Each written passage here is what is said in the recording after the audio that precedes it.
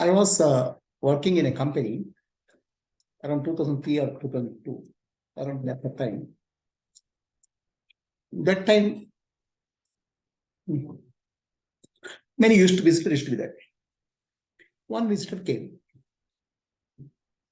said, you appear to be very calm, very peaceful. What is the secret of your calmness and peaceful?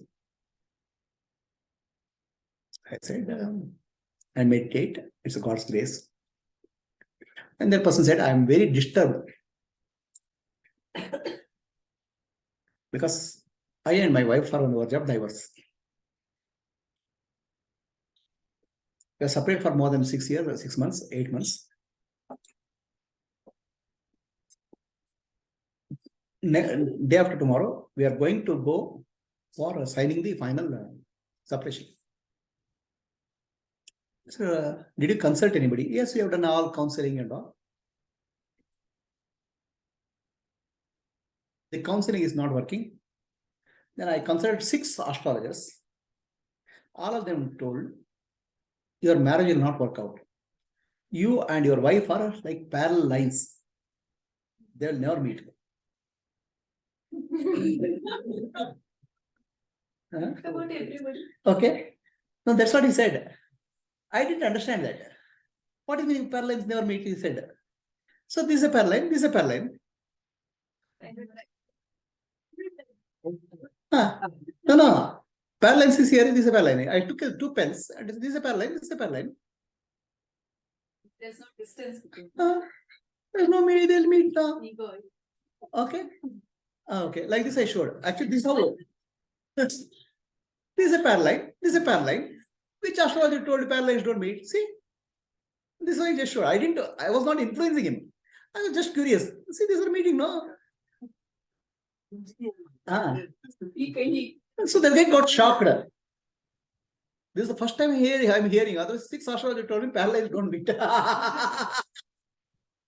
So, what maths here? Parallel lines don't meet. Yeah. Parallel lines go together. It's a question of. They'll not meet in a distance. See, here the problem is, the moment you think of parallel lines, they'll meet in a distance. Time and space will come into your mind. For me, time and space is not there. They meet here only, no?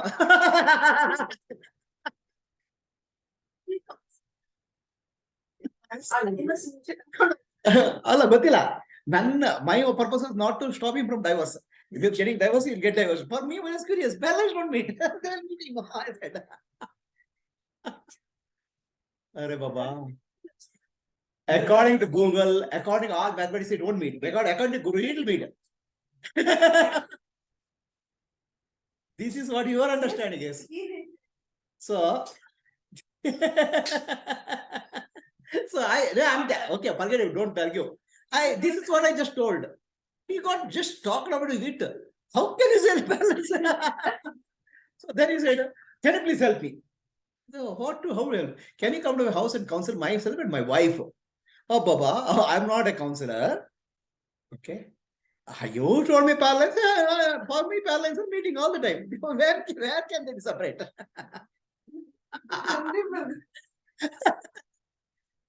The way I look at things is very different. So this guy got shocked. Then he said, please come to my house. What do I do coming to your house? Then coffee or tea or this thing, you know, you and your wife don't talk anyway. What will I do? Do something. I said, okay, I'll come to your house and teach a little bit of Bhagavad Gita. If I'm coming, some value should be there. One little bit value, I can teach some Bhagavad Gita. So please come. So then I went to his house. Then I said, I'll start talking. I started talking Bhagavad Gita. Then he invited some neighbors and all. So then a small group started growing. And that group, the husband and wife, somewhere they made a compromise. They stopped divorce proceeding. After one child was born.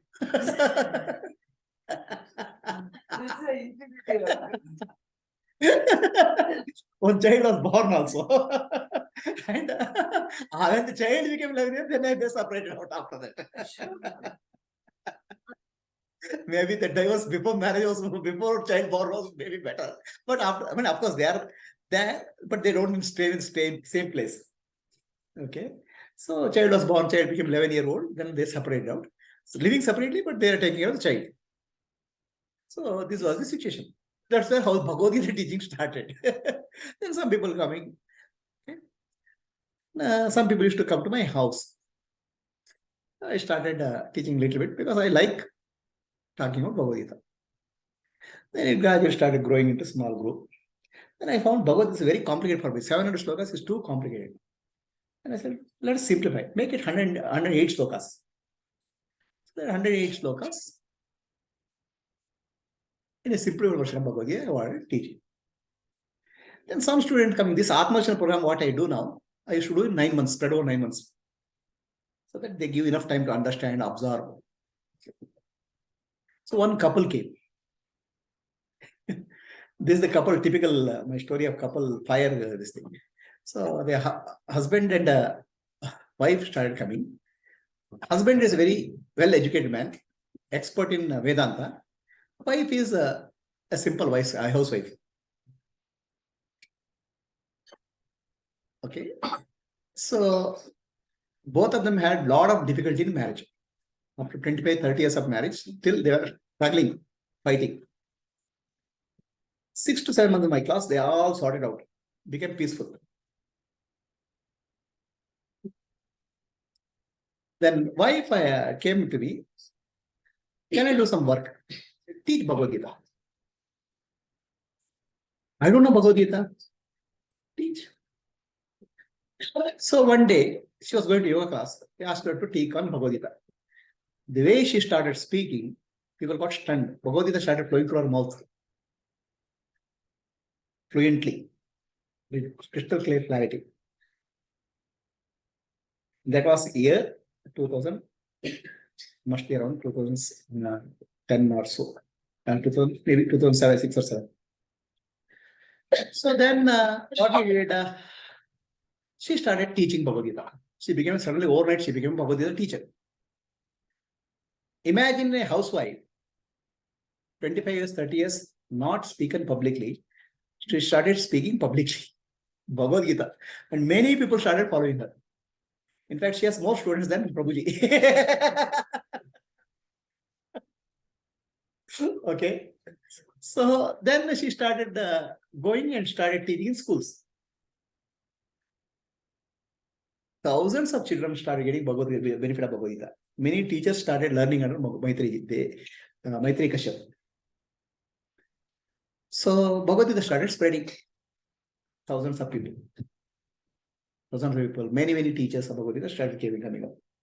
And imagine this is just an ordinary housewife who has never done any teaching or talking. She started very clear expression of Bhagavad Gita. So then many teachers started coming. Then I made a system of 106, 108 slokas. So that simplified teaching. Because it became simplified, more and more people started learning. Many people became teachers. Many students started learning. So then I thought, okay, we'll have a Bhagavad Gita Jayanti. In 2008 and 2009, I went to their house. And in a small room with 8 or 10 people, we did a Bhagavad Gita Jayanti. That's the Bhagavad Gita Jayanti, started in 2008. From that day to today, we are celebrating 14th Bhagavad Gita Jayanti. Year after year, it's growing like anything. Started in a small room. It started as a solution for divorce problem.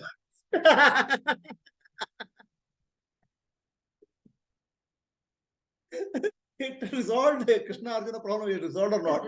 Some husband-wife problem, it resolved to some extent. Many people got benefit. It started growing. Today is this year is 14th celebration of Bhagavad Gita. So in that, what happened? 2010, I'm telling the Bhagavad Gita story. 2010, we wanted to start, my student Padmalochan, he said, I want to start something in Kerala. But very difficult. People in Kerala, they have not heard Bhagavad Gita. They don't even know Bhagavad Gita.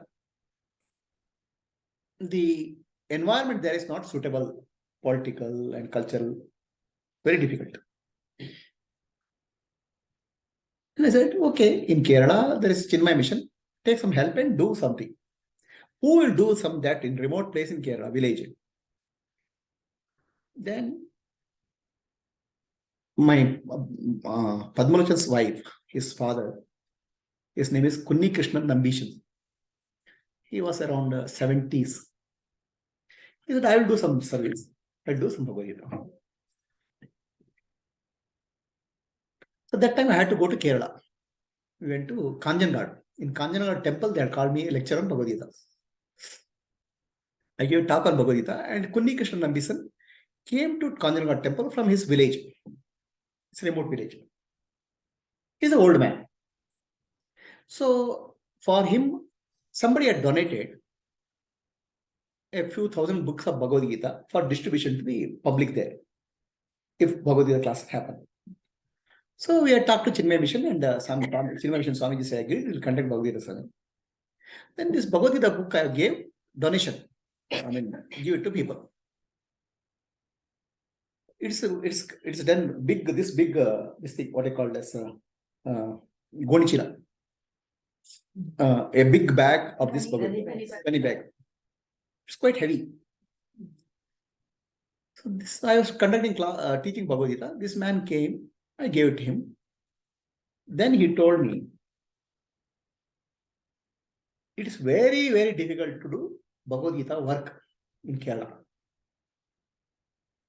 The political environment is not suitable. Social environment is not suitable. Okay. For us, teaching Bhagavad Gita, there's no support at all. For other community, the government gives a pension for them to teach. The government is a salary for teaching, so that they can spread their religion. But if you want to do something about Bhagavad Gita, nobody will support. In fact, they will oppose and create problems. Too much of problems. Not a little bit. I was in the Bhagavad Gita class, no? I asked him, okay, if somebody gives a salary for your work, whom are you working for? I am working for the person who gives a salary, which is government. So the government is taking care. Now, if you are teaching Bhagavad Gita, whom are you working for? There's nobody, no? You're working for Krishna. He will take care. This is what simple thing I told. It's not counseling or something. It's just simple, came through my mouth. Krishna will take care. Why are you worried? And I went into class. This old man had a problem. This big gunny bag, which is weighing maybe about 20, 25, 30 kgs, he has to take. Yes, the challenge is that from that place he has to go to his village. There are 3 buses you have to change. In Kerala, it's very difficult to get a coolie who will climb and put it on the bus. Each place they'll charge nothing less than 200 to 300 rupees. Getting up is 300, keeping it down 300. 3 places, which is more than 1,000 rupees. It's a big amount that time. He didn't know how to do that. 3 buses you have to change from that place to other place. Then he was wondering, at that time, one person was going near the temple, somebody was going in a car. He stopped at this man, where do you want to go? I want to go to bus stand. He took the bag and kept it in the car and he dropped at the bus stand. That was around 12:30. To surprise of this man, Kunni Krishnan Nambishan, one bus came. In 24 hours, there's only one bus which goes straight from this place to his village. All other buses, 3 buses have to change. He just came at the time of that place. Otherwise, he had to wait for go 3 change buses. His problem of changing 3 buses got changed. Then from bus, somebody's friend is saying, oh, where are you going? So this friend comes from the bus and keeps the luggage on the top of the bus. Then they reach the village. Now, how to go back home? His friend gets down from this thing. He says, my car is coming. And he drops that luggage in the car. So this 70-year-old man, from that day to 73 or 74 years, has not looked a single day back. More than 13 Gita Dnana have happened in his place and villages nearby. A few thousand people have got benefited. A few thousand Bhagavad Gita books have been distributed. Not a single problem. Everything goes smooth. A 70-year-old man who doesn't have strength to walk also is able to do 13 Gita Jnana Yajnas, reaching out and teaching Bhagavad Gita to 13,000 people, where people have not heard of Bhagavad Gita. Distributed so many Bhagavad Gita books. So, if you are working for government will take it. If you are working for God, will take it. Why are you worried? That's all. Not a single day. No single problem came. That's why Sri Krishna says in Bhagavad Gita, Mukam karoti vachalam angum langayade girim yat krapa tamaham vande paramananda madhavam. Just rely on God, trust on God. Every single support what you need will come exactly when it's needed. Say as simple as that. What is more simpler than this? Tell me.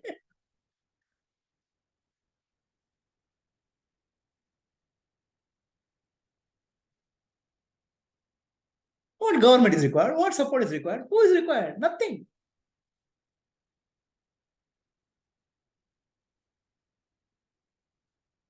This is one example I'm telling. This happens every day in my life. That's why this confidence.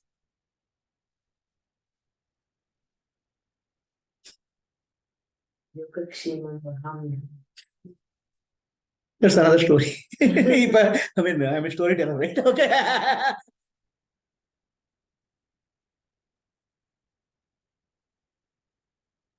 See, I am a member of ISKCON. I get my Janmashtami pass. Okay. Every Janmashtami, we get a pass of 5 members can take. One Janmashtami time.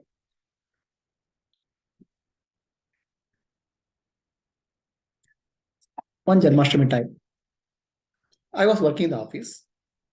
I told my wife, please pick up my parents and come to Krishna temple. We'll take them to, with my children, we'll go to the temple. Bring the pass. So my father is a few percent paralysis in the right leg. He doesn't go out. He cannot be go out. So it's very rare opportunity for him to go out. And he's very excited at Janmashtami, Krishna's temple. He is a Krishna Bhakta. They came. My wife got from the car. Sorry, I forgot to bring the pass. So my father looks at the very big queue. He has no way he can stand in the queue. No way he can have darshan. So disappointed. Then I didn't know what to do. I just closed my eyes. Yoga Kshemam Vahamiham. I'll take care of your Yoga Kshema. I didn't even know full shloka, only 2 lines. Before I completed it, somebody is tapping my back. Want to go to temple? Yes, the typical ISKCON guy. He has not worn the shirt, Nama, a dark guy. I have a pass. My family members don't come. 6 people can go. Do you want to join? Yes. Okay. So then, within 15 minutes, we are in the temple. He is giving us a guided tour, showing Krishna, see the dress, see this thing, Balrama, see Prabhupada, all do namaskara, and he come out. Within 20 minutes, we had complete darshan. We are out. Others, we have to wait 6 to 7 hours, such a big queue. And after coming out, he says, take this pass. There's a prasada counter. Go and take prasada. I take the pass. Go 2 steps. Wanted to thank him. Nobody's there. God will come and stand in front of you.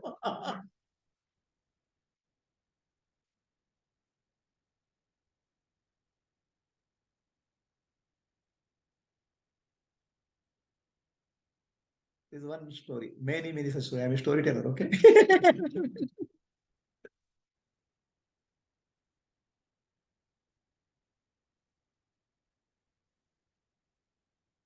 Can be a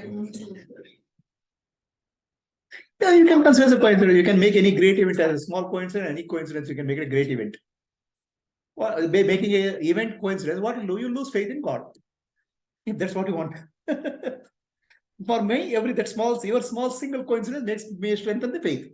Ultimately, what you want in life is the way you interpret it. Develops the faith. Every coincidence is For me, there's translated nothing coincidence. by the. It translates every coincidence into an event. You're making a complete confusion. There may be no coincidence. Everything is God's play. There's nothing called coincidence in my life. Comes from that thing. For me, every single thing, lifting of my hand is God's play. Where is me? Where is anything coincidence in life? When by coincidentally your heart is beating, or coincidentally your eyes are operating, coincidentally your ears are functioning, coincidentally you are able to tongue is travel, it's all coincidences. Why it cannot be coincidence? Such an accident your ears are hearing, such an accident your eyes are seeing, such an accident your tongue is speaking. Why it cannot be coincidence? Because the heartbeat is like for all the living beings. It's not special for you. No, you're saying for me, all the living spaces, God only is doing. But you tell I do something. Say grace of God. What is that special happening to you which is not happening? Special happening to you. For you, it's happening, I'm saying. You are only graces, you are ignoring it as dustbin. You are throwing it dustbin. From dustbin, I'm taking it as grace. That's all. I'm saying, I'm not even devotee here. I'm an ordinary person. I'm not an ordinary person. For me, everything is a gift of God. As simple as that. Tomorrow I get a kick, I say gift of God. But you say, the moment you get a gift, you start blaming God. I'll get a gift and say, okay, God is a nice kick. I'm not choosy. What I get, I don't choosy. Tomorrow suffering comes, I told you. So many different types of suffering come. There were type of trouble which I have gone through, you cannot even imagine. I've gone through. I say it's grace. Because you said this is something which pulls you out from that run of the mill kind of thing. So that's what I'm saying. It's not like something which is Yeah. pulling me up from some. Yeah, it's pulling me up So from. it's happening for all the I am saying beings, 84 lakh species. It's in your eyes, my dear. Your heartbeat is beating and you are alive. That's a grace for you. If your heartbeat stops, you are dead, stone. Why are you put 84 lakh years around? Your just heartbeat is beating. There's a grace. You are not making it happen. For me, it's a miracle that heart is beating. For a miracle that eyes are functioning. Is that because you value life? I don't do anything here. It's very simple, common sense for me. What is big? See, because life, you value life. So, okay, I'm alive. I'm alive is a very great. I don't value life. Even if for me, value life or I'm dead doesn't matter. It's grace only. For me, a gift comes or a kick comes is a grace only.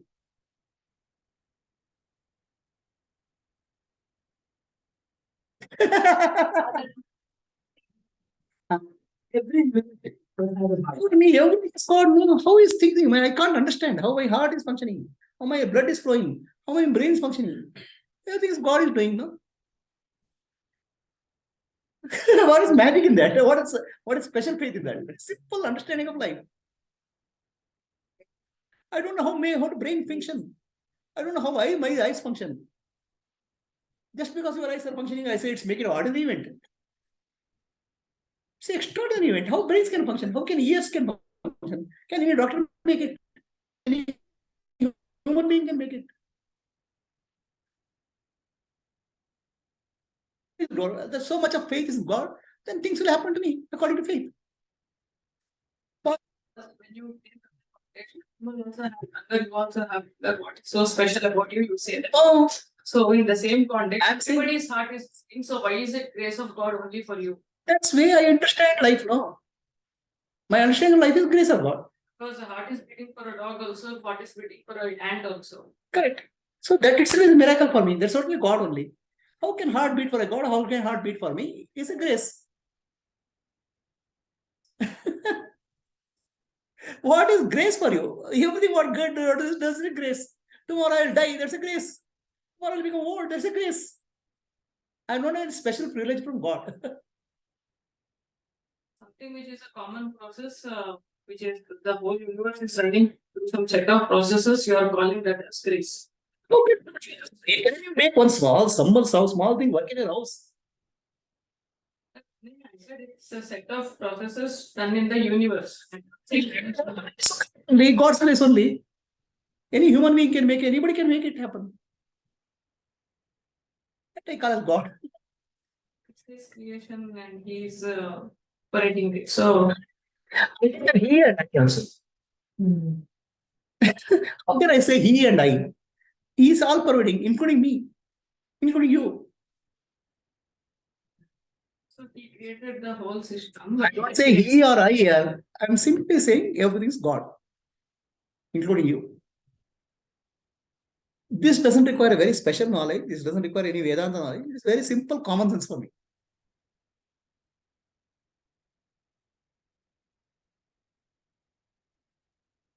I don't see it's very complicated logic. Ishvara's creation, Ishvara is running it. Why do you call it grace? Is what I'm asking. Because I'm getting opposite to something now. Favor on you that is happening. Hey, suffering somewhere, I'm peaceful, I'm joyful. Also grace. Now I'm saying suffering is grace, and the suffering people can collapse. The amount of suffering which I have gone through in life, you cannot imagine and you cannot understand. People can go mad, people can commit suicide. I was sane, I was peaceful, I'm able to talk to you people. Other than grace, what you can explain to that?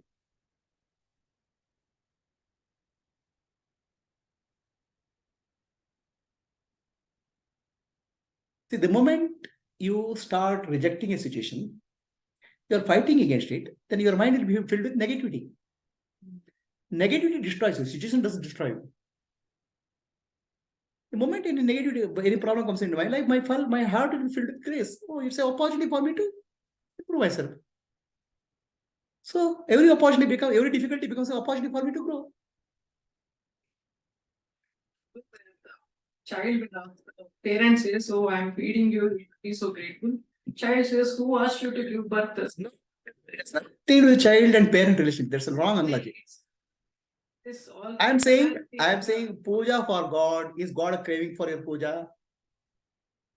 Is God waiting for your puja? Is God waiting for your gratefulness? Living grateful, say your life becomes beautiful for yourself. Your heart will be filled with positivity. Your mind will be filled with love. It's you. God doesn't need anything. Your attitude towards life. My attitude towards life is everybody is a God's grace. I'll be filled with love and gratefulness. Whether God saves me or doesn't save me, my attitude saves me. Does God ask you to be grateful, you have to do namaskar to me? No. Why should we bother?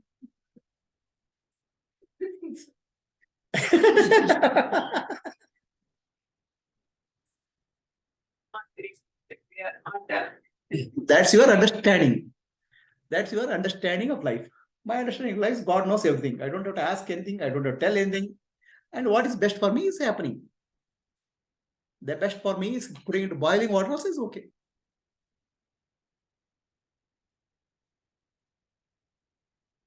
I don't have any expectation from God. I don't seek anything from God. And I don't give any prasadam or any naivedyam to God also. No bribery. Nothing. I just accept what God gives. Everything is a gift. I'm able to sit here and alive to talk to you. That's a grace for me. There's nothing special about it. There are so many people who are not able to talk. There are so many people who are not able to see. There's who cannot hear. I'm able to talk. I'm peaceful. More than that, what I have to ask from God?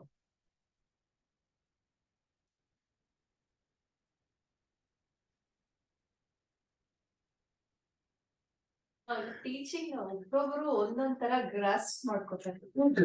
ನನ್ಗೆ ಏನೇನು ಸೇಲಿ ಇದೆ ಅನುಭವ. ಅವರು ಮಾತಾಡ್ಬೇಕಾದ್ರೆ ನನ್ನ understanding ಬೇರೆ ಇರುತ್ತೆ, ಬೇರೆಯವ್ರ ಅಂಡರ್ಸ್ಟ್ಯಾಂಡಿಂಗು ಕೆಲವೊಂದು ಅಂದ್ರೆ ಡೈಮೆನ್ಷನ್ಸ್ ಬೇರೆ ಬೇರೆ ನಮ್ಮ ಭಾವನೆಗೆ.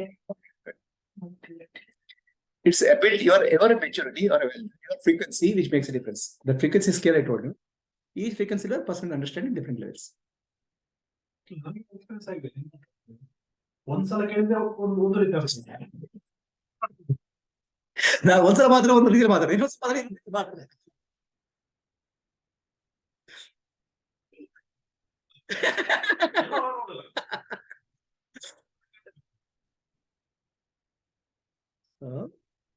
ಅಷ್ಟೇ ಶ್ರೇಷ್ಠ. 18 ಅಲ್ಲಿ ಹೇಳಿರೋ ಹಾ ಇದಕ್ಕೂ 16